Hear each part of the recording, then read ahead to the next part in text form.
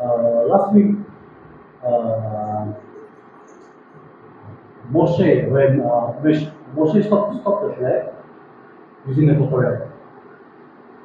Why this week he doesn't use the curtail to stop the flag? Very good question. I don't know.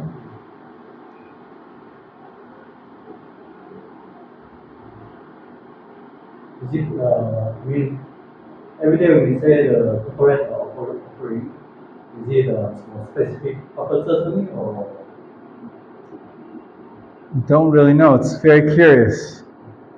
I mean, the Talmud says an amazing midrash that Moshe learned a secret from the angels. You heard this midrash? Angel of death. Huh? Angel of death. Angel of death. But is that a general principle in life? Every dangerous thing you could always use the Ketoret? Maybe it's only specifically about a specific type of plague or a specific type of sin, more particularly. The previous sin, what was that about? Rebellion of Korah, or the rebellion of the people in the aftermath. We're trying to challenge the division between the various tribes and the primacy of Aaron Cohen and the tribe of Levi. Right, this was after the staff. Was it after the staff? That flowered. Yeah, before yes. Okay, so and then the last plague was, of course, because of the sinning with the daughters of Moab, daughters of Midian, and so that's sexual impropriety. Maybe the way he understood the tradition from the angels, whatever that means. He was a prophet. He had divine guidance. So I assume that the divine guidance told him that in this case it won't work. Or it's also very interesting that the 24,000 people were killed. Which is worse? The parallel is made by the Midrash already between this plague and the sin of the Jewish people here and sin of the golden calf. Sin of the golden calf, there 3,000 people were killed. 3,000, 24,000. Which is worse? Probably the golden calf is worse. There too, Parkils Nizmei Azav, they were willing to give their gold. And the Jewish people participated in the golden calf, and here sounds like there was some enticement going on that the Jewish men were enticed by the women. There's something to do with jewelry. The Midrash says that they went in there, they attracted them when they went buying their wares in the store, and they brought them in, and then they attracted them to sleep with them. And they said, okay, but first you should eat something and drink something, and then you have to bow down to our God if you want to sleep with us. So this one thing leads to another. Maybe when the sin was a little more entrenched, it wasn't sort of like this public. It was more individual sins. The people that died, apparently they must have sinned. It sounds like that. Whereas with the story, with the incense, maybe that was like a general protection for the people who, particularly, they did not sin. They were just part of a movement. But here it was like particular people who actually slept with the non-Jewish women and they bowed down to the Avodah Zarah. But it's very interesting to compare the different plagues. I expanded your question. Instead of comparing it to just the plague in last week's parsha, I compared it to the plague in the book of Shemot as well. But and we see different responses at each time. There's no incense there either. So I don't know precisely. Perhaps I gave a direction, maybe a general, sort of communal attack on Moshe. That was what the incense helped with. Incense is a unique unique mitzvah. How many spices are there in the incense? Yeah, I need you. How many spices are there in the incense? 11. Okay, that's right. And are they all sweet smelling spices? No. There's one that's not. What's it called? No. That's not one of the spices. No, that's not one of the spices. That's something we do to treat them. Chelbena, excellent. Chelbena was a very bad smelling spice. What are you doing putting a bad smelling spice in the mix? Apparently in the mix it was, it's obviously, it's like you make a cake. You put in some vinegar, but it's sweetened by the sugar, so whatever. In any case, sages say that perhaps it's reminiscent of the community. The community has tzibur, the word tzibur in Hebrew. Tzibur is perhaps an acronym for tzadikim, beinonim, and reshaim. Tzadikim, beinonim, reshaim. Reshei tevot. Tzibur. So every tzibur is going to have all kinds of people. Not everybody's going to be perfect. So perhaps for a communal mitzvah or avera, a sin of the community, this incense is the best antidote, because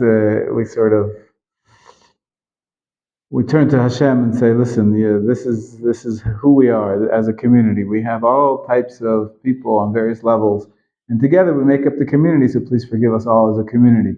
And that's perhaps most appropriate for a communal sin or attack, rebellion, which was in last week's parsha. For the communal issue wasn't Korach and those individuals that were taken care of either with the fire or with the earth swallowing them up. But the communal attack against the Leviim, there wasn't an individual sin of one Jew or another Jew, and that's perhaps why the Ketoret incense was most appropriate. Whereas, the individual sexual impropriety or the avodah zarah of specific people, that is not doesn't have the same antidote. And it's an idea. It's a good question, but perhaps we came up with a little bit of an answer after thinking about it as I'm talking. Okay? Actually, I was thinking that is it maybe because of Aaron died, so you need two persons to coordinate offering? Yeah. So he now after Aaron died, he couldn't do that without Aaron. Maybe, right? Maybe he had the special powers of the incense, right? Now it's only Elazar, his son. But for other issues, he serves as the Kohen Gadol. So you'd have to come up with a theory why the incense is most appropriate for Aharon. Aharon HaKohen was known as a very, very special individual, right? It says in the Mishnah in Pirkei Avot, one of the teachings of Hillel, the great sage Hillel, was that you should become like a student of Aaron. That's it. Ohev, not only make, Ohev loves peace. Verodev shalom, and he pursues peace. Ohev shalom, Verodev shalom. I forget what the continuation is. And he makes peace between all the Jewish people. So maybe that's connected also. Maybe they didn't have the ability. Only someone who really fostered that unity between the community, the tzadikim beinonim reshaim, someone who cared enough for the love between the people, he was able to put that together, his power together with the power of the incense, which I said also includes, symbolic bad-smelling spice that shows you that we need a mix. We need to have a cohesive group, even though some of the people are sinners. Perhaps that goes together with what I was saying, that Aaron specifically was needed. And not everybody's on the level of Aaron. Even if Elazar was appointed as the Kohen Gadol, perhaps he's not associated at least with this particular attribute. Okay, good. All right, let's get back to our topic at hand, which is the customs of the 3 weeks. We're in chapter 8. Yesterday we left off on page 155. Thank you. Shechianu. Yeah, we're going to start 155. some of the greatest Rishonim would refrain from eating a new fruit or buying a new garment during the 3 weeks in order to avoid reciting Shechiyah. You notice right away, what's the earliest mention of such a custom? Doesn't come from the Talmud. Also, the 3 weeks, we said that this customs, it started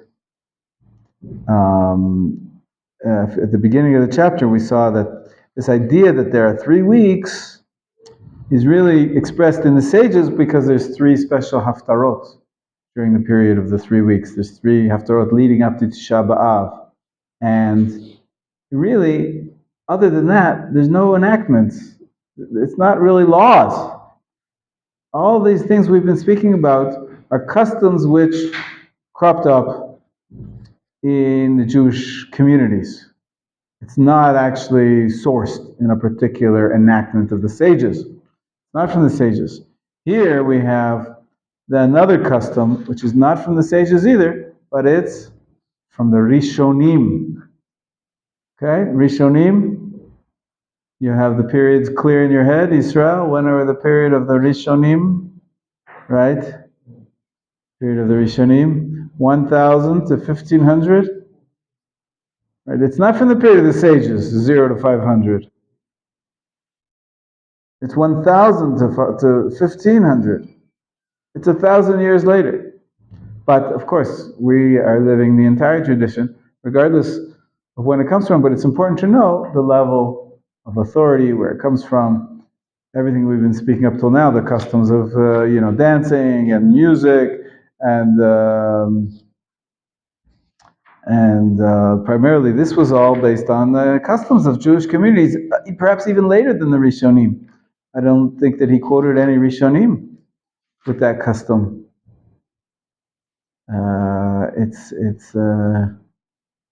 It's even later than this custom. Originally, all we have is the 3 haftarot, of course, and then now the next thing that he mentions in terms of earlier sources of customs during this period is reciting Shechiyanu. Comes from the Rishonim. You look enough. Well, it doesn't have the footnotes here. It doesn't say which they are. But he does say Sefer Hasidim. Sefer Hasidim, about 1200 in Germany, and he says the following: they reasoned, how can we say, "Blessed are your Lord, has given us life, sustained us, and brought us to this time"? I'm reading on page 155. This time, during a period of such misfortune, it just seemed inappropriate to them, although it's not a law, but this is 800 years old.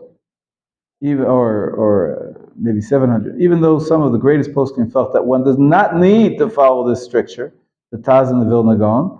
We talked about the Vilna Gaon the other day. Great figures. The Taz is the super commentary on the Shulchan Aruch. And they said, this is just a stricture of Sefer Hasidim. Sefer Hasidim was written by a fellow called Rabbi Yehuda HaChasid. Rabbi Yehuda don't confuse him with Rabbi Yehuda HaNasi, who was, of course, the primary Tana in year 200. This is 1,000 years later. This is Rabbi Yehuda Chassid. He started a movement, and don't confuse it with the Chassidim of the 1800s either. He started a movement in the 1200s. And he got together a community of people that were very, very pious. And he wrote all sorts of rules for them over and above the strictures of the Talmud. We want to be very, very holy, so we're going to do all sorts of rituals of mikvah and prayers, even fasting. It's a very, very unique community that he created. He wrote down all the rules of this community in a book called Sefer Hasidim. Rabbi Yehuda HaChasid, it's called, the pietists of the European, in Germany, in the 1200s, Rabbi Yehuda Chassid. Some of the laws that we keep today come from him, from this group. Not all of them. But we try to keep them. If they, what's a little bit controversial, this group. The book, the rulings in the Sefer Hasidim, some of them even contradict the standard halacha. So that's already problematic because you can't make up customs which are going to go against the rules of the rest of the Rishonim. But if they don't contradict, some of them don't. For example, this one, we just have no source for it. But it became pretty standard, even though the Taz says we do. Over time, it became customary to be stringent and avoid reciting Shechianu during the 3 weeks. Therefore, take care not to eat any new food or buy any new garment that would require one to recite Shechianu. Wow. Go shopping now, before Thursday, if you're going to buy new things. To keep this custom, Rabbi Yehuda Chassid not to recite Shechianu, even though it's not really the halacha which is binding. The Taz and the Vilna Gaon feel that this is perhaps one of his special pious practices of the Sefer Hasidim. But this is the common custom, is that we try to be a little bit careful about it, and we avoid the Shechianu during this time period because it's just incongruous to say such a happy bracha during this period of misfortune. Yeah, did you want to say something? You wanted to add something? No? You okay? Do you have this book separated? Of course. Of course. I don't know that it's been translated into English, but we have it in Hebrew. I have it at home, 2 different editions based on 2 different manuscripts. Fascinating, a wonderful book. In English, I don't think I've ever seen it. Maybe it exists, but I don't think I've seen it in our library. Well, you can look it up. It's an interesting book. Of course, he's one of the Rishonim, so we take his words seriously. Okay, continue. However, okay, Stephen, you continue. However, on page 155. However, until the end of almost one may purchase item that will not require one to recite Shechianu. For example, one may buy socks or undershirts because these items of clothing are not significant enough to warrant the recitation of Shechianu. One may also purchase shoes if it is not his custom to recite Shechianu over there. Tukangaru and Rema 223 verse 6. Also, see Penei Halakha, Barakot, chapter 17, verse 4. Similarly, a couple may buy a piece of furniture because as partner in the purchase, they recite the bracha of Hatov, Vehametiv, rather than Shekianu. An individual, on the other hand, must refrain from buying furniture to avoid reciting Shekianu. Rule 223, verse 5. Penei Halakha, Barakot, 17, verse 3. Until the end of Tammuz, one may also buy a fancy garment that require alteration to be worn after Tisha B'Av, since it cannot be worn at the time when it is purchased. One does not recite Shechianu at that time. Mishnah Berurah 223:17. Furthermore, according to those who customary to recite Shechianu only when they first wear the clothing, which is the prevalent custom, one may buy a new garment during the 3 weeks on the condition that he wear it and recite the bracha after Tisha B'Av. Once our weekend, we minimize our business dealing, and so it is proper to avoid such a purchase, even if one will not recite Shechianu at the time of purchase. Okay, so we see lots of details how you can avoid this custom of reciting Shechianu. Not on every purchase do we say Shechianu. Sometimes we say it later.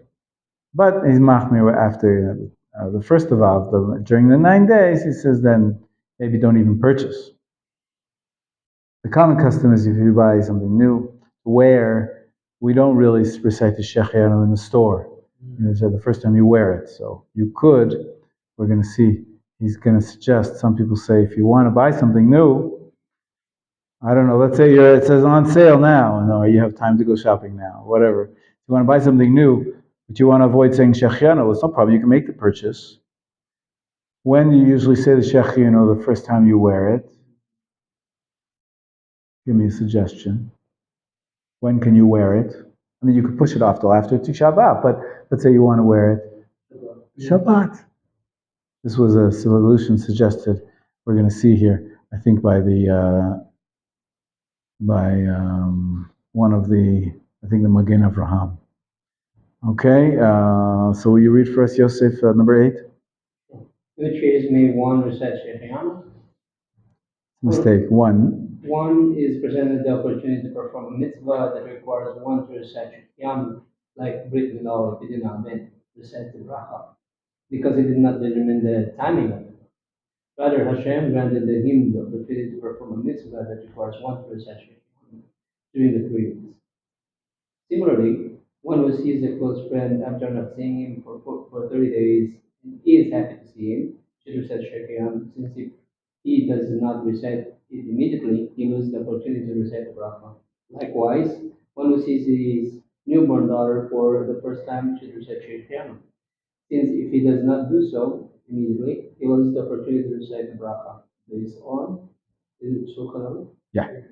And then Mishnah Brura. According to the most poskim, one may recite Shehecheyanu on the Shabbat of the 3 weeks, even though some rule stringently on this issue, based on Arizal. In practice, one may be lenient and recite Shehecheyanu over new fruit, even on Shabbat, Hazon, Shabbat before the Shabbat.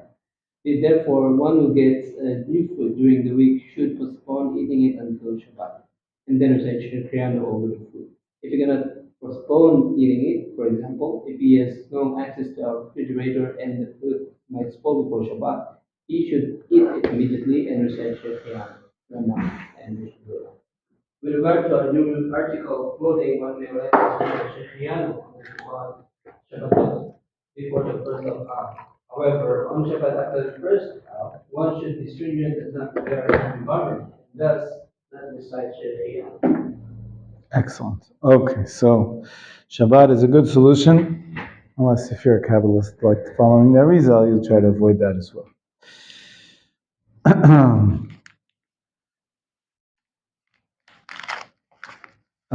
Okay, the hardest one for the Jewish people to keep is again a custom. There's no prohibition from the sages. There's no prohibition in the Talmud. In the Talmud, pretty much all we have is the 3 special haftarot.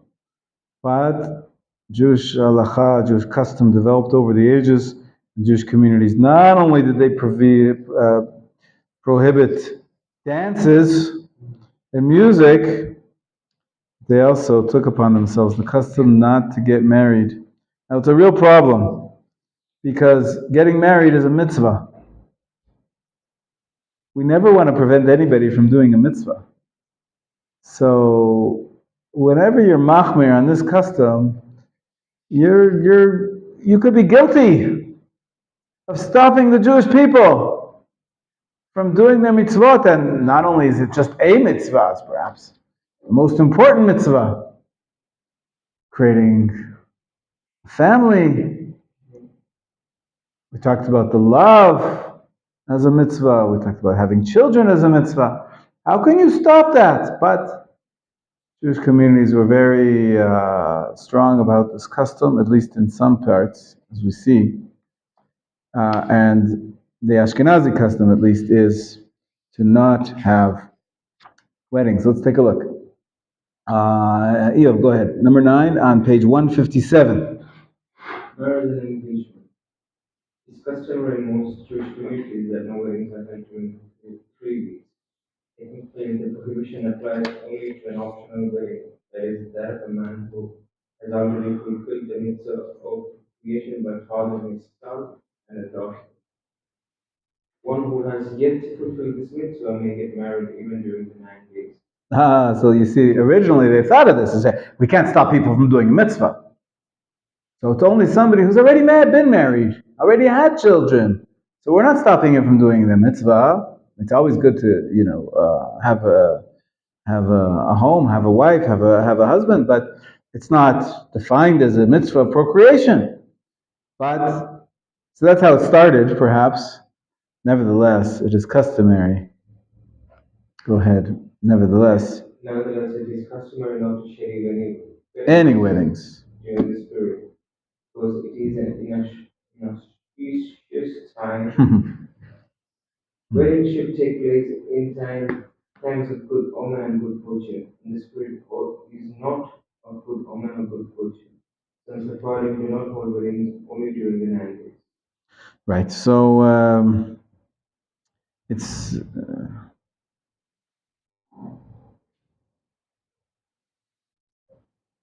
like I said, there's it's a difficult custom to expand it to stop yourself from doing a mitzvah, but in most communities they don't get married. Sephardim, they only stop during the 9 days, but the whole custom is very difficult. Anyways, but let's say you're not going to get married. Okay, I'll wait 3 weeks. What's the big deal? Especially nowadays, we prepare for weddings for a whole year sometimes. You make an engagement, you have to get the hall, you have to get the dress, you have to get the photographer, you have to get the video guy, you have to decide what you want for the first course. There's so many, let alone the musicians, there's so many things you got to work out before a wedding. So pushing it off a couple weeks, not the end of the world. But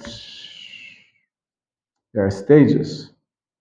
People don't want to wait. Once they make that decision, they want to sort of make a commitment to each other. Nowadays, we do something called engagement. You announce to the world. It's not the engagement of the Talmudic times. That was really the beginning of marriage. But concept, you should announce it, make a public gathering to celebrate with the families. We're going to prepare a wedding. It's coming up. It's a whole stage. That's not getting married. So is that allowed? What about just the families meeting each other? Sometimes the couple meets each other, and then the families, they get told that, oh, we're getting married. So there's all sorts of levels of gatherings. Do we prohibit all that too? Is this custom of only not to get married? What about all the other celebrations? There's all sorts of stages. There's the bachelor's party. No, it doesn't exist in halacha. But there's the bridal shower. Right? Women gather together and give gifts to the bride. All these are stages. Are those also prohibited during the 3 weeks? What is the custom? We're sort of floundering here because it really depends on the custom. There's no real law that it's prohibited, so we have to follow what the custom is. Let's see what Rav Melamed presents as the appropriate way to go about this. My son is dating now. I don't know if he finds her, what do we do? Do we have an engagement party? I don't know. Let's see. Until the 1st of Av, one may hold a modest, small-scale engagement party. What does that mean? Modest, small scale. Well, the wedding is 600 people, so maybe 100 people is modest and small scale. Maybe he means 10 people in the house. I don't know. It's hard to define. Since such a party is a celebration of the couple's agreement to get married, the event contains a mitzvah component, so you're celebrating the preparation to do a mitzvah, and is thus permitted, see above chapter 3, note 7, whether one may play music at such an event. If you remember then, he said whenever you're having a mitzvah event, it depends. If all mitzvah events of that type have the consensus is that you play music, you're allowed to play music as well. But engagement party, not necessarily. One may not, however, hold a large-scale engagement party during the 3 weeks. Some people rent out a hall for an engagement party. That, he said, is inappropriate. During the 9 days, right, that's the next period. Is it still on the board, our chart? Yeah. Of the developments? As we get closer and closer to Tisha B'Av, there's different periods. Just to review, right, we have the 3 weeks. That's the largest period. Then 9 days before Tisha B'Av. And then we have, what's the third period? The week of, the week during which Tisha B'Av falls out.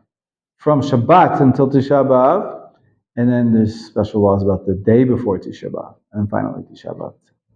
Anyways, here he says here, one may not, however, during the 9 days we must curtail our joy. One may not hold even a modest, small-scale party. You get engaged during the 9 days? Sorry, don't have a party. However, the parents of the couple may meet. Okay, it's not a party. We're not going to invite all the aunts and uncles and the cousins, but the parents should meet. even during the 9 days, in order to decide on the details of the wedding. You don't want to delay the wedding just because of that. And refreshments might be served to meet what the parents of the bride or the groom come. You're not going to give them something to eat, so you can have I guess, a little bit of a celebratory event. Even though this too involves joy, it is permissible because such a meeting transforms the couple's relationship into an accomplished fact, which brings them closer to the mitzvah of marriage. It is also permissible for singles to date for the sake of marriage during the 9 days. Well, you might think, well, I'm not allowed to have weddings, maybe we shouldn't date either. No, we really are walking the line here, the tension between it's a mitzvah to get married. We want to push ahead towards fulfilling the mitzvah, but anything that's too public a celebration is not appropriate. So a date is not a public celebration. And the parents meeting to make arrangements is not really a major celebration.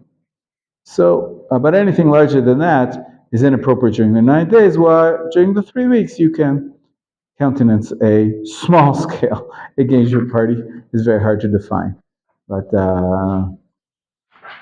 this is what Rabbi Melamed says. Okay, the next and most to come and other thing we have to talk about during the 3 weeks, and again, it's not from the Talmud all the way back from the 3 weeks, but we'll see that this practice, turning the page to 158, is mentioned in the Talmud. The sages instituted prohibitions against cutting one's hair and washing one's clothes during the week of Tisha B'Av. So in the Talmud it does appear, but appears only here. No haircuts and no laundry. What does the Ashkenazi custom do? You can already know, I already told you. The Ashkenazim pushed back the prohibition of haircutting for the entire 3 weeks. That's a big stringency. Not only the 9 days, but the entire 3 weeks. What about laundry? No, we don't. We're not strict about the laundry. We do push back the Ashkenazi custom is not only the week of, but the entire 9 days. We don't do laundry. We'll talk about that a little more. But first of all, haircutting. In the Talmud, it does appear. It's not like weddings. It doesn't appear anywhere in the Talmud. Any prohibition of weddings. Weddings a mitzvah. There's no prohibition on weddings. All this idea of saying shechianu doesn't appear anywhere in the Talmud. But this is one practice other than the haftarot that we started with yesterday. The only other practice explicitly mentioned in the sages is not to take haircuts and not to wash one's clothes. But there, of course, it's only the week of. Accordingly, Shulchan Aruch rules. Shulchan Aruch primarily brings the Sephardi halacha. Shulchan Aruch rules that one may not cut one's hair from the beginning of the week in which Tisha B'Av falls. And many Sephardim follow this practice. One may not cut even children's hair if they've reached the age of chinuch, education, in order to train them to mourn the destruction of the temple. The custom, moreover, was not to cut the hair of even children who have yet reached the age of chinuch, to express the sorrow we feel during this period. So we're pretty machmir not to cut even kids' hair during this period. Ashkenazim and some Sephardim, including Jews from Morocco and Jerba, and those who follow the Arizal's customs, are stringent and avoid haircuts during the entirety of the 3 weeks. And he brings a few different customs of Jews from different countries where they only prohibit it for the 9 days of Av. But the most common custom, Ashkenazim and some Sephardim, he says, is the entire 3 weeks. There's a disagreement about whether these communities should be stringent about haircuts for children during the entirety of the 3 weeks, or only during the week of Tisha B'Av. And type of need, one may be lenient until the week of Tisha B'Av. This prohibition does not apply only to the head and facial hair, it applies to body hair as well. One may, however, trim mustache hair that interferes with one's eating. Or for a woman may cut her hair if it's beginning to slip out of her head covering due to its length. A woman may also remove facial or body hair that mars her beauty. So if it's anything that's not just for enhancement, but it's part of your care, then that's allowed. In our Brit Milah, the father, the sandak, and the moel may cut their hair until the week of Tisha B'Av. Right, so this custom of pushing it back, this Ashkenazi custom, it gets lifted if you have a personal celebration, Brit Milah, for your son. Or the sandak is the person who holds the baby for the milah, the mohel himself. What about a bar mitzvah boy during the 3 weeks? It is proper for a bar mitzvah boy to refrain from cutting his hair during the 3 weeks because he can cut his hair before the 17th of Tammuz. What? Just take a haircut a week earlier, 2 weeks earlier. It's only 3 weeks, the whole thing. However, if the boy's father usually shaves every day, he may shave in honor of his son's becoming a bar mitzvah until the week of Tisha B'Av. He brings from Kaf HaChaim and Piskei Tshuvos, which is an interesting book I'll tell you about sometime. One may comb one's hair even during the week of Tisha B'Av, that's no problem. The Acharonim debate whether one may cut one's nail during the 9 nails, although one certainly may do so in honor of Shabbat. So we usually cut our nails before Shabbat, so it's not a problem. Now, what he just mentioned here, and we're going to talk about in greater detail now, is everything we said up to now is about haircuts. How often do you cut your hair? Once a month. Once a month, approximately. So it's a little bit festive. You know, you feel special. It's like a renewal. But shaving, people shave every day.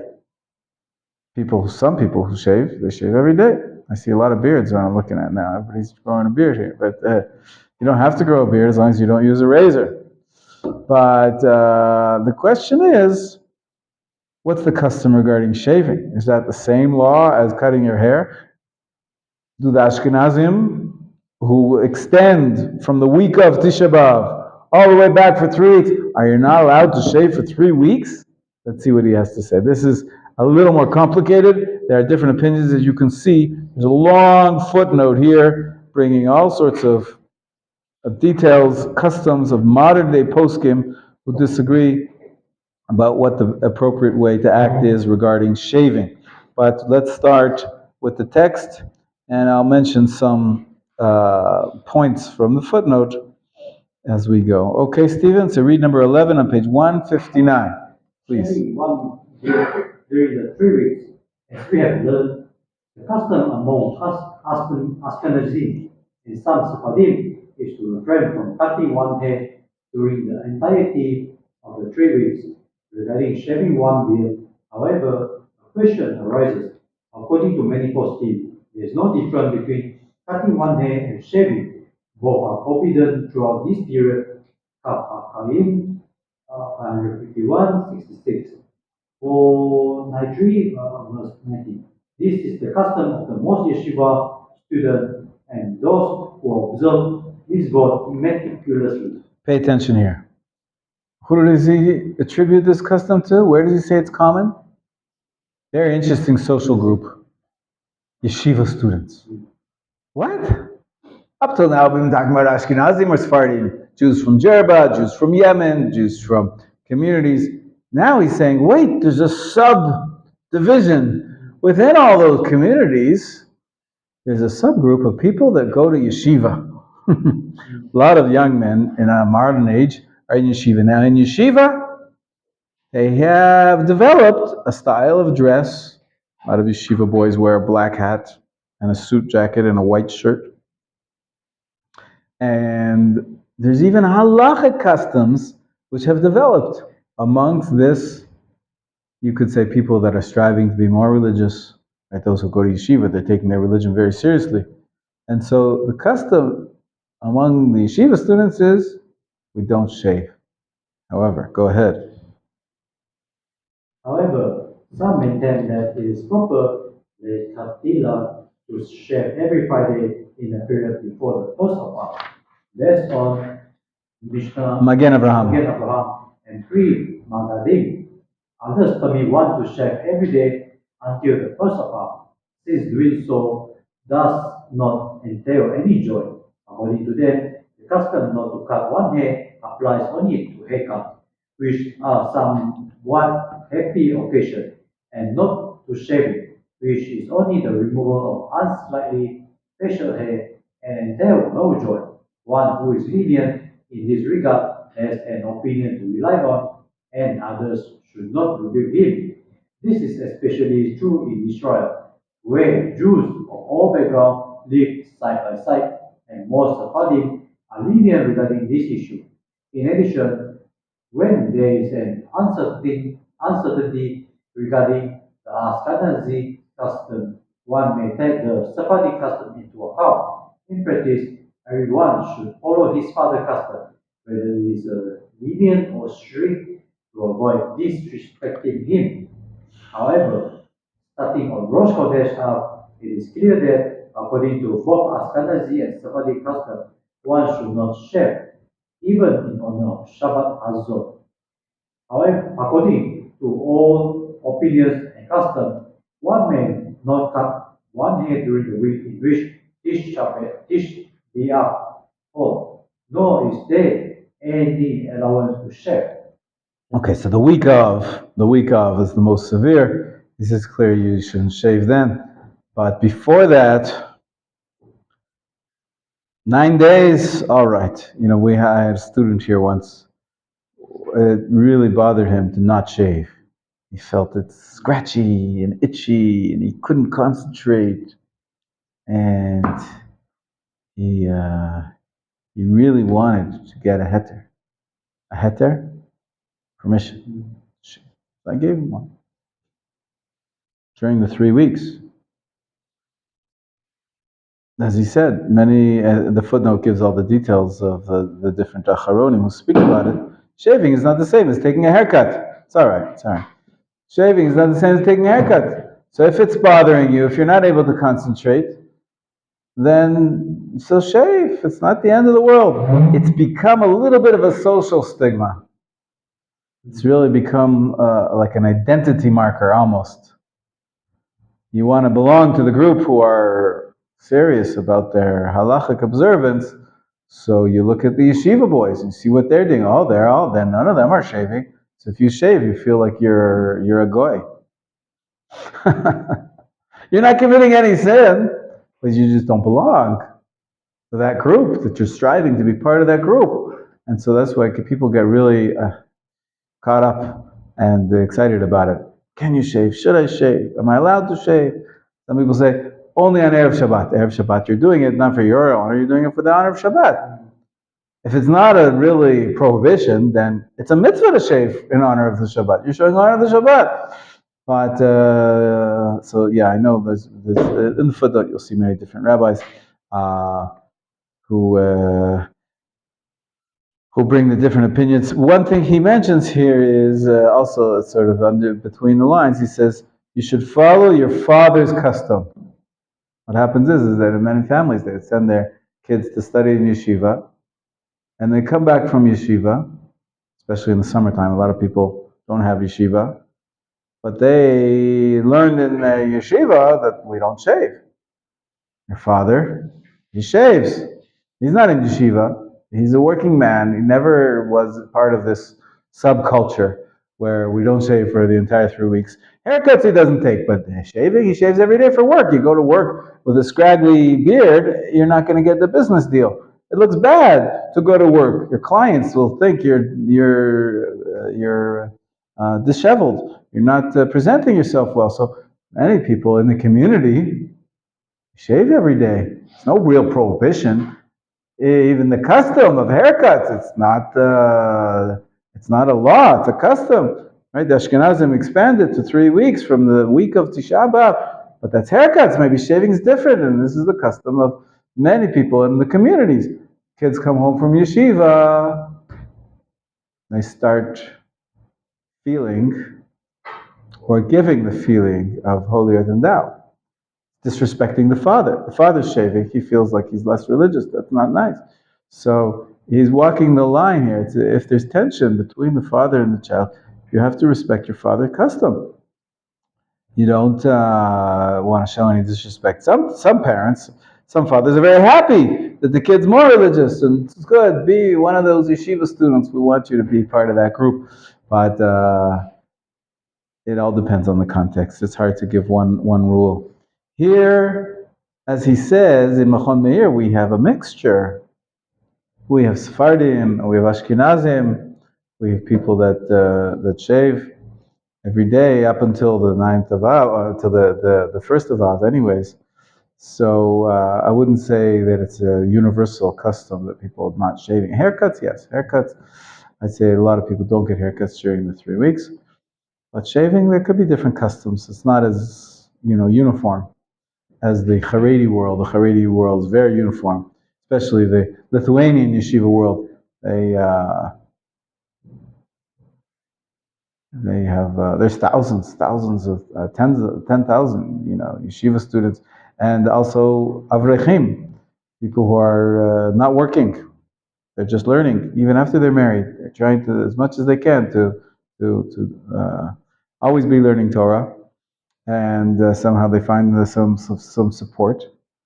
And this very big Orthodox group, and they're all not shaving, and so it's becoming more and more present in the Jewish scene. This idea of not shaving during the 3 weeks. But yeah, I don't shave ever, except when I get a haircut. So that's not a problem. But in the day when I shaved, I think I didn't shave for the 3 weeks. Big deal. It didn't bother me. I wasn't scratchy. Baruch Hashem, I didn't have the problem that the student had. He was so uncomfortable. Maybe it's uncomfortable for a day or two, but then it grows out a little bit and it becomes like a little beard, and then but everybody's a little different. Some people are embarrassed because their beard doesn't grow evenly. Oh, it's just a little few hairs here and a few hairs there, and so they want to shave it so they look more uniform. But everybody has their own issues, self care and how they like to present themselves to the world. So, in some ways, there is a subjective element here about how uncomfortable it is for you and how important it is for you. Feels like if I don't have beard or mustache, it feels like I'm naked. Interesting. Like I shaved before, and it's yeah. Idea. Okay. All right. I wanted to grow them. Okay. Whatever works for you. It's a Western thing to be clean shaven. The Kabbalists and the traditionalists. Traditionally, we assume, because the Torah says you're not allowed to shave with a razor, so many Jews just never shaved for 1,000 years. Perhaps it's a distinction when you look at, even in the ancient times, between the Jews from Canaan and the Jews from Egypt. The Egyptians were clean shaven, and the people from Canaan, from Israel, they had beards. It even goes back to a verse in the Torah. Not explicit. Who moved from Egypt to Israel and back? Yeah, but there was a story there. It says that the brothers of Yosef went down to Egypt, and he recognized them, but they didn't recognize him. Remember that? Yosef. Now the question is, why didn't they recognize him? If he recognized them, whatever, they're brothers. Some people say, well, because now he was dressing like an Egyptian, he was clean shaven. They all had their beards. They looked the same they did before he left. And so he could recognize them, even though it was 20 years or whatever it was. How many years was it? 21 years? 22 years? But Yosef, they couldn't recognize him, because for somebody, a Hebrew from Canaan, to be clean shaven, that was it looked totally different. There's some ancient tradition that some people say the Jew should have a beard. That's the look of the Jew, and we don't want to change our style or the way we present ourselves. And it's based a little bit on the halacha that you have to be careful not to use a razor. You can use other things. You can use there's an ointment that takes off the hair. What's that called? What it's called? Or you can use the scissors, right? And cut very close to the skin, as long as you're doing the scissors cut, not a razor cut. It's allowed. And especially nowadays, we have electric shavers, which, they're like small scissors that come, and they can give you, it looks just like a razor. So it can be allowed. But still, some communities, they say, we want to look like a Jew. A Jew always had a beard, we should always have a beard. And the Kabbalists, the Arizal said, there's in the Zohar, there's writings about how the spiritual influence from above comes through the hairs of the beard. So the hairs of the beard, a person should never touch any one hair on his beard his whole life. Should never pluck out any hair on his beard. So the Kabbalists, they really grow out their beard. That's why you see some rabbis with like hair very wild, because they're very careful not to touch, never to cut their hair of their beard. The halacha is very clear that if you're not using a razor, you want to, shorten your beard, trim your beard, there's no problem. And even being clean shaven, if you do it right, if you find the right method, there's no real prohibition.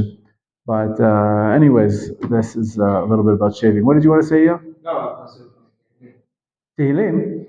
it says about the beard. What is it? Kashem and Tov. What's what? Yeah, it is like about Aaron Cohen. Yeah, right. The oil comes down onto his beard, right? Of course, people had beards throughout. People are people throughout human history, and the Jews are no exception.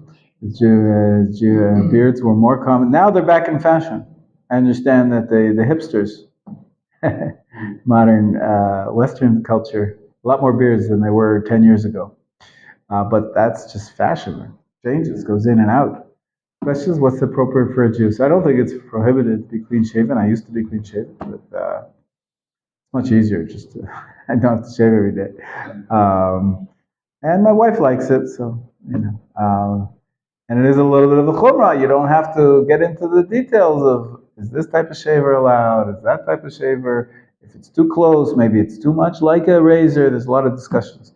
That's for another class, the laws of shaving. You have to know where to shave. You have to leave the sideburns. And that's a whole other discussion. But so shaving during the 3 weeks, even if you shave the rest of the year, really, there is a custom that people refrain from haircuts and also from shaving, although in many communities, people who go to work. In Israel, it's a Jewish country, a lot more Jews, a lot more religious Jews. So even if you're a lawyer or a doctor, believe it or not, the president of the state of Israel doesn't wear a kippah, but he did have religious education growing up. And I think he grows his beard during the 3 weeks. It's an amazing thing. So, I was starting to say that, if you're in a surroundings where nobody, it just looks odd and you'll be disrespected, then it makes sense. People shave. They don't want to be disrespectful to their clients. So in Chutz La'aretz, it's more common because people don't know what you're doing. But here in Israel, more and more people are starting to learn that there is this Jewish custom that for 3 weeks we don't shave. If the president's doing it, people ask themselves, hey, why is the president doing it? Well, if he can do it, then the doctor can do it, and the lawyer can do it, and none of their clients will think it's disrespectful. They just think, it's part of Jewish communal memory. We have to commemorate Jerusalem, and we're living after the destruction, and we don't want to forget what we're missing. So it's part of a national culture that's slowly but surely becoming more and more aware of our Jewish identity. It's a beautiful thing. So here in Israel, it might be easier for the doctor or the public personality, even for the workplace. You can get away with it, not shaving for 3 weeks. Chutz La'aretz, a lot more people can't get away with it because people just look at them like they're odd and or disrespectful. So here, it's a personal call, whether it's too painful for you personally, hygienically, you have trouble with it, or aesthetic-wise, you don't like it, or you think it's bad for business. Those are all valid reasons for basically going with the lenient opinions. As I said, the original law is not a law. It's not in the sages. It's a custom which was about haircuts in some communities, not all communities. And but until you get to the week of Tisha B'Av, then you have to be more stringent. So, Seder. Okay, now here comes another one, which is hard. Page 160. 162 actually. We have 162. When Ive arrives, we curtail our joy. Here we're already getting closer. Oh. Yes. Regarding the 3 weeks. Yeah. But I see the calendar it seems like 4 weeks. Why is that so? Your calendar is broken. Figure it out. 17th of Tammuz plus 7 days takes you to the 24th of Tammuz, right? Another 7 days takes you to the 2nd of Av. Another 7 days takes you to the 9th of Av. That's it. 3 weeks. Day by day. Right, the 17th of Tammuz is this Thursday. Tisha B'Av, 3 weeks later, on Thursday. So technically it's 3 weeks and a day. Because Tisha B'Av itself is like the 22nd day. Right? It's 22 days if you count Tisha B'Av as well. Right? Okay? All right, no problem. Okay. So here the Mishnah states, when Av arrives, we curtail our joy. This is already the Mishnah. These are the words of the sages. This is already, what does that mean though? Yosef, why don't you read for us? It's in 162. 162 at the top, yeah. When Av arrives, we curtail our joy. This state in the Mishnah, 26, when Av arrives, we curtail our joy. Because this is a period of mourning over temple's destruction. Therefore, one should not engage in joyous activities like hikes, hotel vacations, and social gatherings. Communities may schedule only events whose main purpose is educational or communal. In addition, one who needs to relax for health reasons may take a vacation in a hotel or convalescent home. It is customary to refrain from arranging dwarf strings on a weaving loom during the 9 days. Basis for this is the fact that the function of the foundation stone, even Shtia, upon which the Holy of Holies stood and which is the foundation of the world, was abrogated.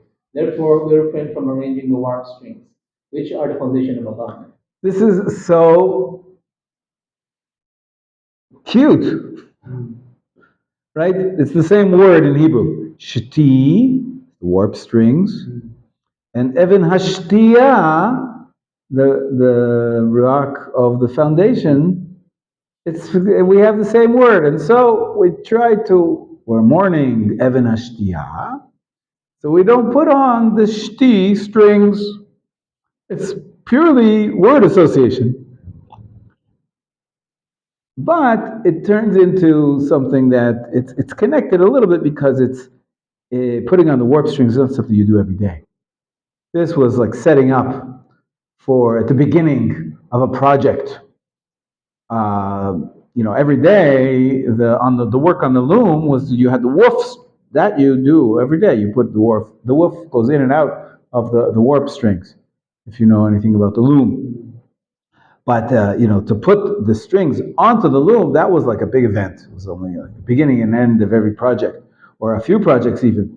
You would keep going, and then you'd cut off and reattach them. But arranging them was a bigger event, and so it became sort of like maybe a little festive. But it's based on the wordplay of the word shti and the word even hashtia. Okay, go ahead. One also may not sew or knit new clothes or Crochet is the way we say it, yeah. Crochet. A yarmulke during the 9 days. Right, this is a crocheted kippah, right? It's crochet, yeah. However, one may mend old clothes. One who makes living sewing clothes or manufacturing material and needs the income from the 9 days should ask the Torah scholar how to act. It is best to cancel sewing lessons during the 9 days, but if necessary, one may continue them, on condition that the students do not engage in sewing new garments. Rather, they should mend old ones or practice sewing on useless pieces of cloth. Sections also say that during this period, one should curtail business dealings that are joyous. It is even proper to decrease one's involvement in all types of transactions. We also avoid joyous building projects and plantings. We will explain the details of these laws below, section 18.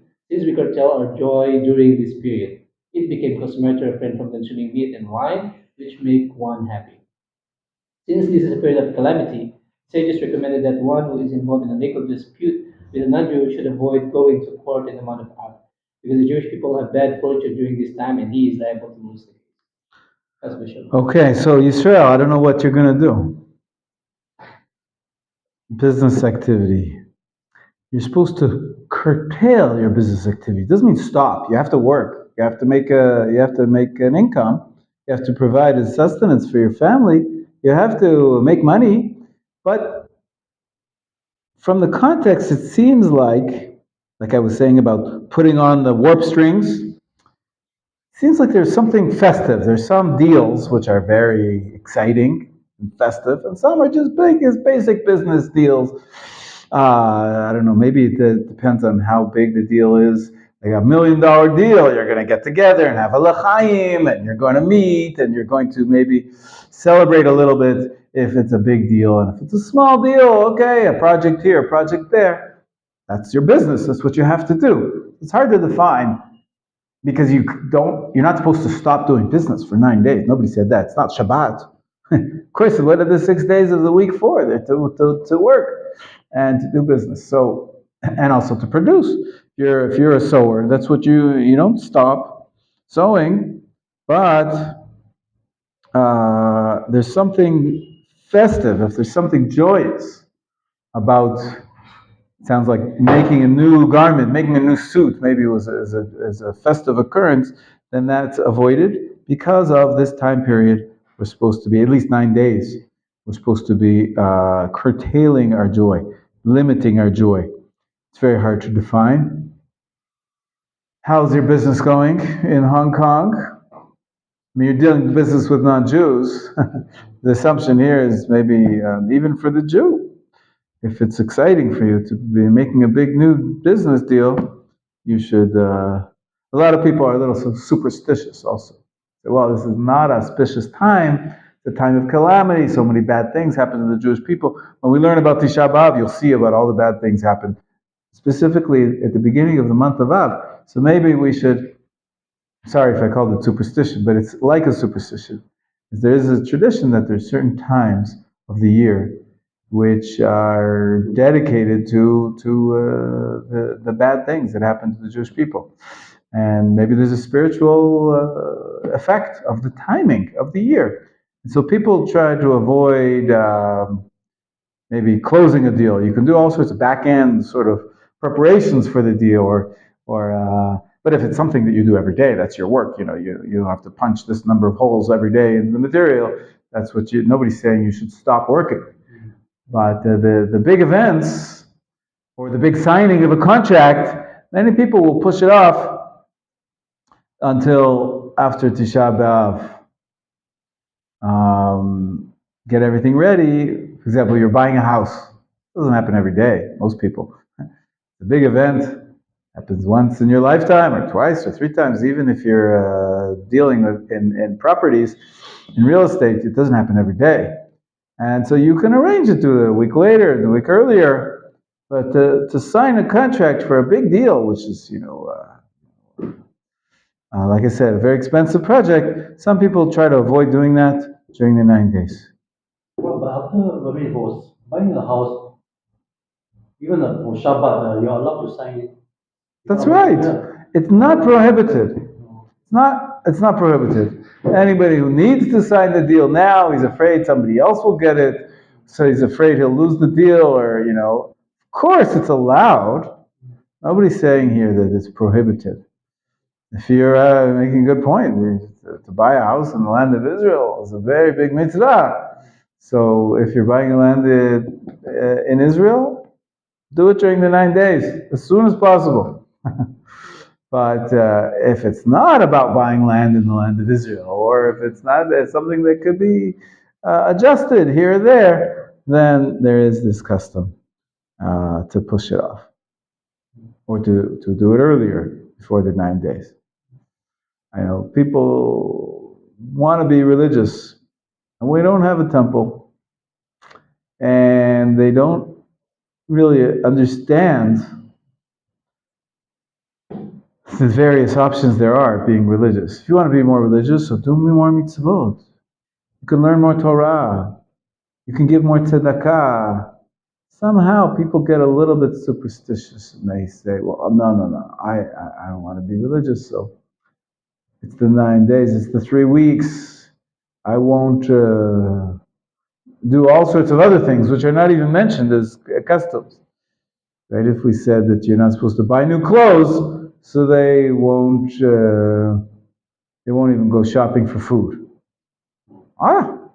We said you can't shop in the supermarket. What are you going to do? No, they stock up. They have got a refrigerator. They stock up.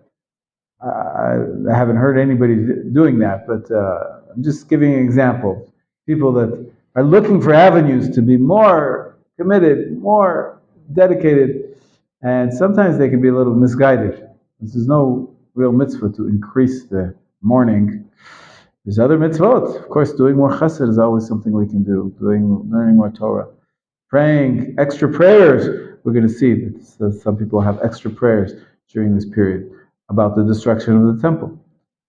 I don't know if you've heard of this. Have you heard of Tikkun Hatzot? What does that mean? Say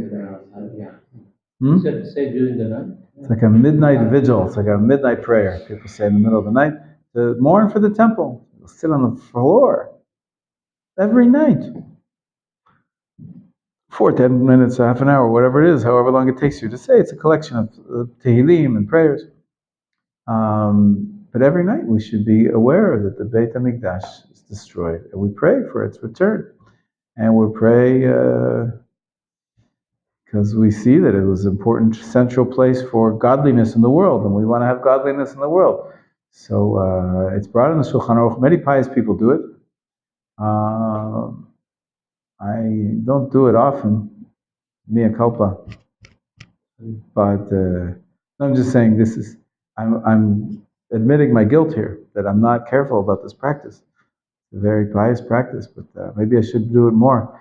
Some people say, well, maybe I'm not going to do it all year long because it's very hard to be up at midnight and I'm not the most pious person in the world. And if I need to get more religious, I should be more careful about getting to davening on time and learning more Torah and being nicer to my wife and friends. And there's so many other things, giving more tzedakah. But part of being religious is also saying the prayers for the destruction of the temple. Some people say, during the 3 weeks, I'll be careful to say Tikkun Hatzot, which means the rectification or order of prayer for the midnight hour. That's a very auspicious time for praying.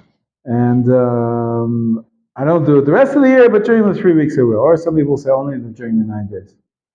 But some people are careful about it. During this time, makes sense that this is the time you'd be more careful about it than the rest of the year. Yeah. People say Tikkun Hatzot during Shabbat. On Shabbat there is, but there's 2 versions of Tikkun Chatzot. Tikkun Le'ah and Tikkun Rachel. And on Shabbatot and Yom Tovim we only say, I think Le'ah, one of them. We don't say, there's 2 versions. They say the less graphic version, if I understand correctly. As I said, I'm not an expert on that custom. Okay. Meat and wine. Section 13. Aha. Listen, in India you don't eat much meat anyways. You eat meat. You deserve to eat it. Yes. I love meat. Nothing wrong with eating meat. We're not, we don't worship the cow. I don't eat cow. No, we Is it the same cow? It's a Hindus. They don't eat cow. The Muslims eat the cows. There's a lot of Muslims in India too. Not all Hindus, yeah. But Hindus, somehow, everybody associates, what's the percentage of Hindu versus Muslims in India? 70%. Which? 70% Hindus. They're the majority. That's why people say, Indians, they don't eat meat because there's 70%. That's a big percentage, yeah. And everybody's religious about that? Do you know any Hindus that do eat meat? Yeah. Not everybody's so careful. Because it's on the location. North India, they don't eat. At all, yeah. They're very strict about it. With fish? With fish? Yeah, fish is not, they don't worship fish. Okay. So, meat and wine, you can see that this custom continues. There's 3 pages about the details of meat and wine during the 3 weeks, and the 9 days primarily. As I said, nobody really keeps the custom for longer than 9 days, but let's see the details on it. And this again also, where does it start with? The Rishonim. Who are the Rishonim? 1,000 until 1,500, right? So 500 years up until 1,500. Rishonim had a custom to refrain from meat. and drinking wine during the period of mourning over the destruction of the temple. Some observed the stringency every weekday throughout the 3 weeks, while others did so only during the week in which Tisha B'Av fell. Most Rishonim maintain the proper practice is to refrain from consuming wine during the 9 days. So, what did he say? Some people are strict for period number 1. Some people only period number 3, the week of Tisha B'Av. The most common practice is the middle, the 9 days. 9 days, that's the most common custom mentioned in the Rishonim. According to the Mishnah, if you go back to the period of the Mishnah, what year was the Mishnah from? The period of the sages. What year is that? The period of the Mishnah is the beginning of the sages. 0, Mishnah, 0 to 200. 0 to 200. It's the Mishnah. First half of the period of the sages. According to the Mishnah, the prohibition on eating meat and drinking wine only applies to the Sudan of Seket, the final meal before the fast of Tisha B'Av. I should add an additional stage here. We said 1, 2, 3, 4 is the day before. I'm going to add a number 5 right in here. The meal. Is it 5 the fast day? The last meal. No. You're still eating. The last meal before the fast. The Talmud, the Mishnah mentions the custom not to eat meat and wine during that special meal. We're going to talk a lot about that meal. It's called Seudah Mafseket, a separation meal. You separate from eating, basically, stop eating. The last meal. Now, what's interesting about this, the 5th period, it's almost Tisha B'Av. Very interesting. It actually takes on a few of the qualities of the day of Tisha B'Av itself. And so it's really a mourner's meal. A mourner has a meal, part of the laws of mourning. Special meal, special foods, sit on the floor. Meal number 5, it's a mourning meal. And so you're not allowed to eat meat and wine during that meal. That's mentioned in the Mishnah. But as you can see, we go back to 5, to 4, to 3, to 2, to 1. No, to 2. To 2. Most communities only. We go back for an entire 9 days. But in the Mishnah, it's only the last meal, not even the day before Tisha B'Av. In the morning, you could have meat. If you want to have meat for breakfast, you can. Just not on that special Sudam of Seket. It's a morning meal in the afternoon. Get it? Morning meal in the afternoon. M-O-U-R-N. Morning meal. Even though it's in the afternoon. Okay? That's what the Mishnah says. Nonetheless, the Rishonim adopted the stringency of refraining from consuming meat and wine during the entirety of the 9 days, because meat and wine are known to bring joy. And the sages said, when Ive Arrive, we curtail the joy. They didn't refer only to putting the warp strings or making exciting business deals. They also said other things which are very joyful, like having meat and wine, we should refrain from during the 9 days. Furthermore, why particularly the custom of the warp? We said because of the word shti and even shtia. Why particularly meat and wine? Because that's also reminding us of the Holy Temple. Because in the temple, there was meat and wine. And when the temple stopped, we ceased bringing meat offerings and pouring wine libations on the altar. Consequently, it would have been proper to abstain entirely from eating meat and drinking wine until the temple's rebuilt. But we are unable to withstand such a decree. Remember the story I told you about Rabbi Yehoshua and Levi, who tried to, Rabbi Yehoshua, not Rabbi Yehoshua and Levi. Rabbi Yehoshua, who spoke to that group of mourners, said, we're never going to have meat and wine ever again. Remember I told you that story? So this is what he's referring to. Ideally, it makes sense. However, during the periods that were established as times of mourning over the destruction of the temple, there's room to be stringent. In practice, the Ashkenazi custom is to abstain from meat and wine during the 9 days includes Rosh Chodesh. This is also Rizal's practice according to the custom of most Sephardim, however. One may meet and drink wine on Rosh Chodesh. So Rosh Chodesh is a day of festivity, somewhat. So this is a difference between, he says, Sephardim and Ashkenazim. Prohibition begins when the day ends. We are stringent on the 10th of Av as well. We said that this continues. We said that after the 9th of Av is the last period, 10th of Av. Some of the prohibitions spill over, even after the fast. That's one of the stringencies. Refrain from eating meat and drinking wine then too, because the temple continued to burn on that day. Ashkenazim abstain only until midday on the 10th of Av. Most Sephardim are stringent until the end of the 10th day of the 10th of Av. I didn't remember that. The entire day of the 10th, you can't have a hamburger if you're Sephardi.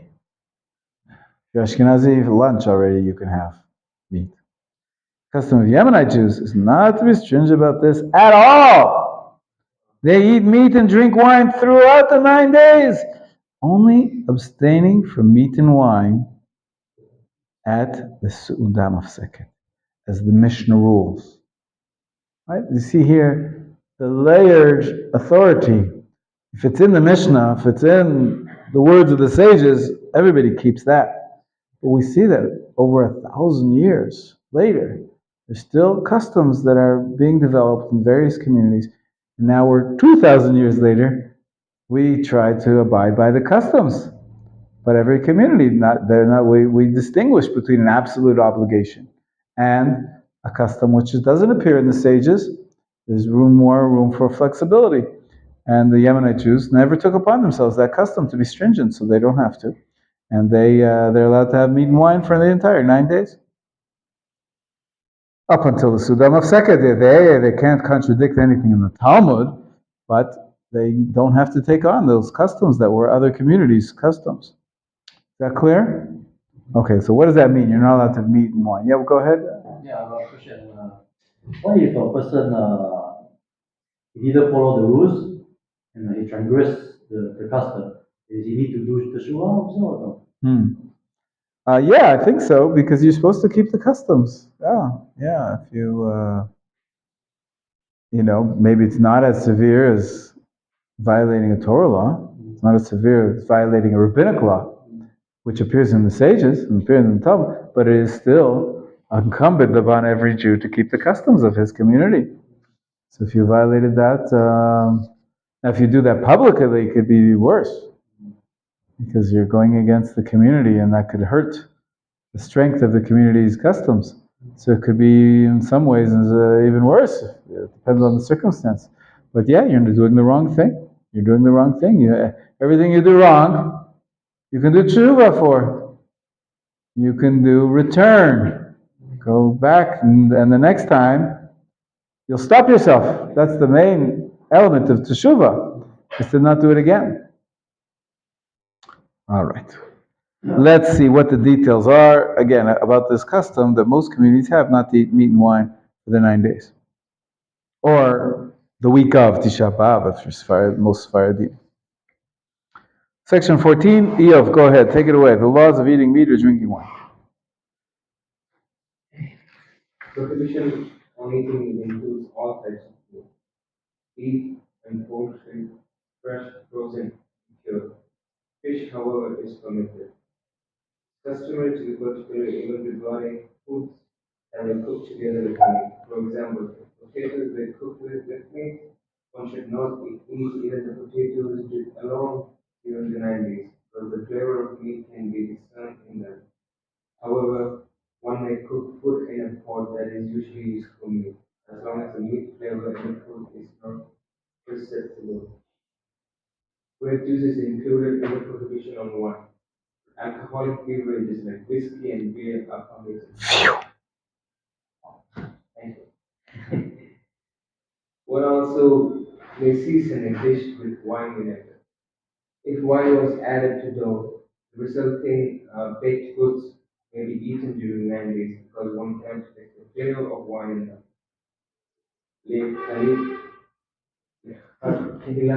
However, one should not mix wine into dough during this period. One who is even slightly ill may eat meat and drink wine if it helps him. The woman who has given birth within the last 30 days may eat meat in order to regain her strength. Similarly, a nursing mother who needs meat in order to increase the milk supply may eat meat during the 9 days.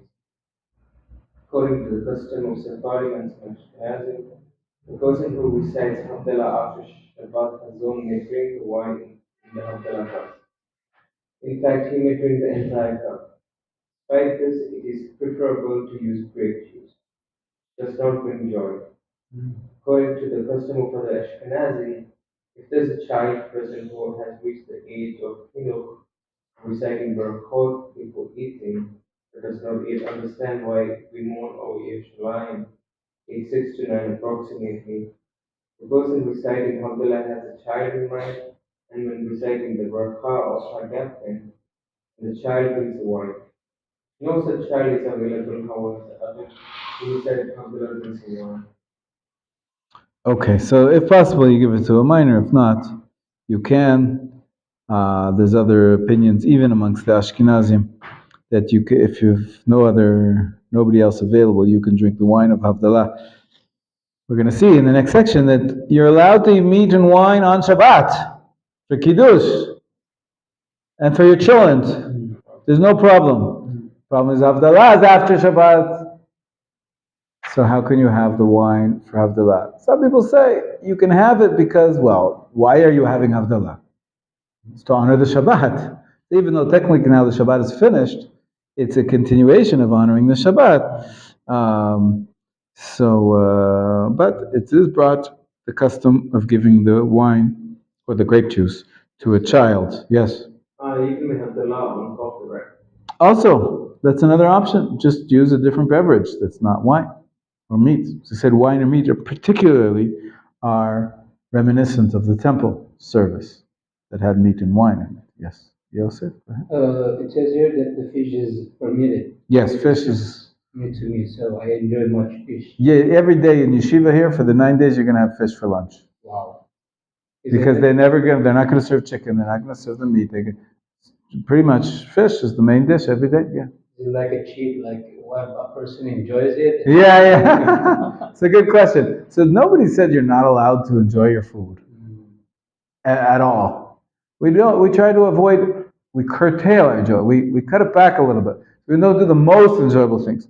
So meat and wine, for most people, is enjoyable. Is uniquely enjoyable. More than eating bread, meat is more tasty, and more than drinking water, wine is tasty. So we refrain from those extra enjoyable things, and in particular, meat and wine, because of the Beit HaMikdash. The offerings in the Beit HaMikdash had wheat and wine in them. And so there is a special status to meat and wine. We don't just go through all of our diet and say, oh, I'm just going to take off something that I enjoy. No, we don't usually do that. We stick to the custom. The custom was not to eat less tasty foods. We don't say, oh, usually I put in more salt. This is the 9 days, I'll put in less salt. We don't do that. We only do what the custom was, and that's to refrain from meat and wine, because there's a dual reason. One is meat and wine particularly joyful. There's even a pasuk which refers to meat and wine that gladden the heart. Pasuk in Tehillim. So they have a special status. And secondly, a special status because they're reminiscent of the temple service. And so, yeah, we don't go and eat non-tasty food or anything like that. Question is, can you have ice cream? I'll tell you, the custom is people enjoy having dairy foods so much during the 9 days. If they're used to having meat, they're not allowed to have ice cream after the meal. So, oh, great! So excited, we're having fish, I can have ice cream after the meal. Or we can have coffee with milk in it. And if you had meat, you wouldn't be able to have a coffee. So, technically, it's allowed. I think the custom is that we're only careful about meat and wine. You're even allowed to eat ice cream. There's no pasuk in Tehillim that says that ice cream is particularly joy. It brings joy. Although nowadays, if I were writing Tehillim, maybe I'd put in there something about ice cream. But it is not a time for parties, as we said before, but you can eat ice cream if you want to be joyful. Yeah, it's an interesting thing. We have to find the right balance. Nowadays, in Western society, I think it's the historically worst time ever. People are more unhappy than ever in history.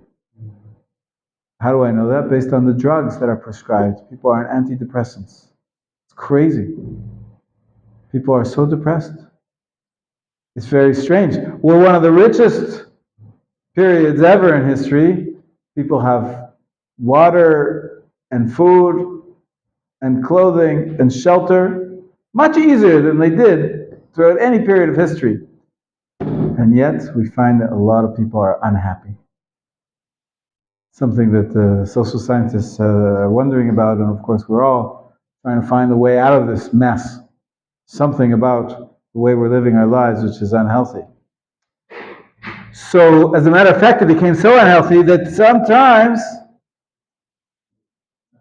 if you curtail your joy, and people get religious and they say, okay, I want to keep these customs, and then they say, okay, I want to be very religious, and so they fall over the edge in the other direction into depression.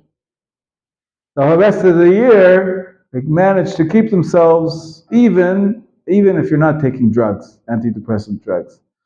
But you have a healthy lifestyle, you have some food that you enjoy, you have some drink that you enjoy. That keeps you happy. And if you take away those joys, people could get depressed. And the Torah doesn't want you to be ill. So it's a very fine balance nowadays when some people are just they're depressed the whole year round. We don't want to add more depression on them. Of course, we have to commemorate the destruction of the temple. But we have to put it in context and make sure that when we curtail it doesn't mean we're not happy for 9 days. We're a little less happy. We don't do parties. We don't have things that are extreme joyful celebrations, and that's not the right time. Where we want to keep the consciousness, awareness of the destruction, and of course lead ourselves to do tshuva. We're going to talk about that. How the point of all this mourning is not just the historical memory. It's also about fixing our ways, figuring out what we need to do in order that we can rebuild the temple. Maybe we need to do teshuvah about various things. So it's definitely a time of soul searching. But sadness, too much sadness, can lead to depression, which is an illness. Nobody wants you to be ill. The Torah doesn't expect us or want us to get sick, to make ourselves sick. So you always have to find the right balance. Even when you, oh no, I'll be Machon Meir, I won't have tasty food. Oh, and then you'll get sadder and sadder, and you'll sit in your room all day, and you won't daven. And you'll just get depressed. You say, oh, I have no koch to get up, I have no power, no energy, and oh, it's such a sad time. And you'll stop being smiling to your neighbors and your friends and your mother, and you won't call anybody and talk to them. And that's not the idea. You're not supposed to be depressed. It's not a mitzvah to be sad in that way. To be more thoughtful, yes. To be more, conscious of what we need to fix, 100%. To remember Jerusalem, feel the sadness, yes. But you have to be careful, especially nowadays. People are so close to the edge of depression, not to get out of balance. All right? Let's just finish it up. The meat and wine on Shabbat Chazon. Last one about meat and wine, and we'll call it a day. Okay, Stephen, you're on for page 166. We eat meat and drink wine on Shabbat Chazon as we do on every other Shabbat of the year.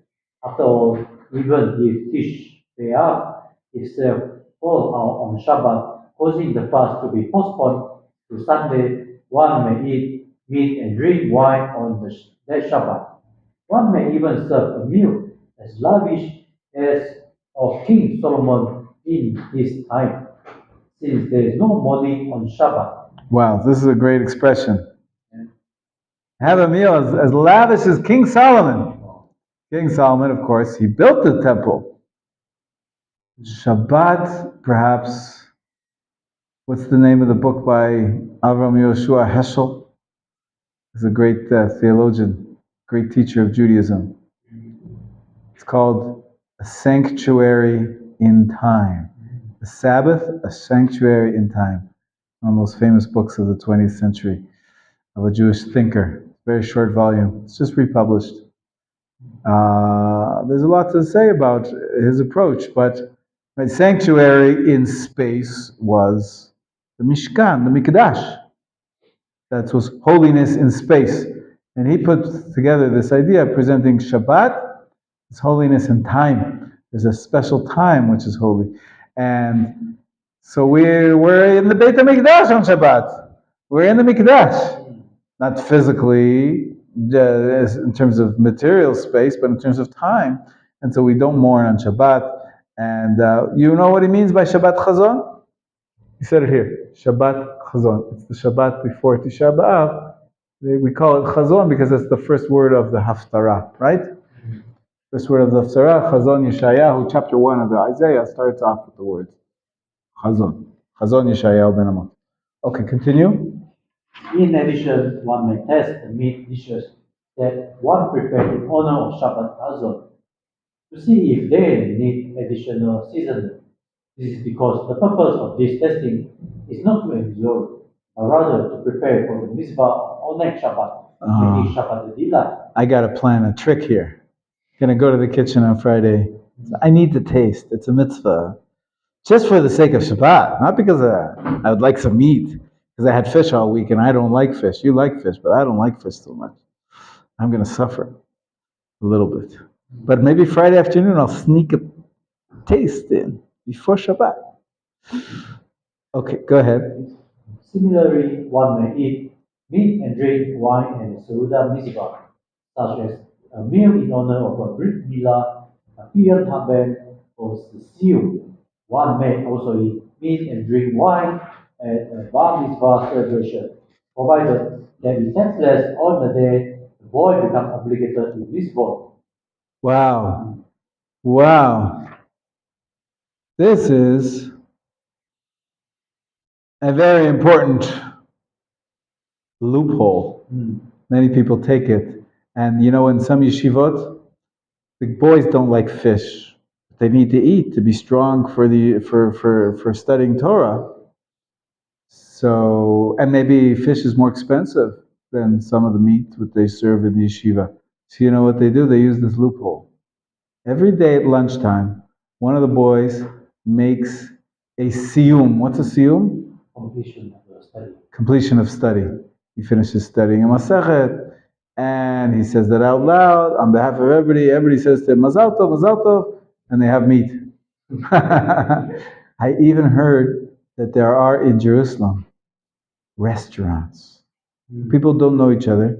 People didn't study anything. It's a meat restaurant. They don't want to close for 9 days. They don't want to have any customers. So they announce every night at 8 p.m. This is good. They invite a yeshiva boy come in who's been learning Torah, and he's going to make a siyum masechet and invite you all to join him in his celebration. It's a trick. It's very tricky. But I will say that, you know what I was talking about the people being too depressed? And in our day and age, we need to make sure that we keep up our spirits and not go over in the other direction. Lubavitcher Rebbe, he was very extreme about this. And he said, we don't want people associating Judaism with sadness, and this is not appropriate for our generation. And he told the Lubavitchers, he said, as often as you can, make a siyum during the 9 days and eat meat. So the Lubavitchers, they go around town, wherever anybody wants, and if there's a summer camp, make sure there's a siyum and they eat meat. Specifically, make sure that we find the right balance between being sad and being happy. And the Lubavitcher Rebbe was worried that people are going to be too sad. And so he said, let's use this loophole, even though it is a loophole, because, you know, everybody in the yeshiva didn't study. That one guy studied. Everybody in the restaurant didn't study. They don't even know who the guy is. They don't even understand what he's saying in those words that he's mumbling in his siyum. But there is a custom that if you're making a celebration of a Torah, completion of Torah study, it's a mitzvah to make a celebration, and you can invite whoever you want. Well, we're going to see. It's not so simple. It's a loophole, because there's a debate. There are divergent customs. Go ahead.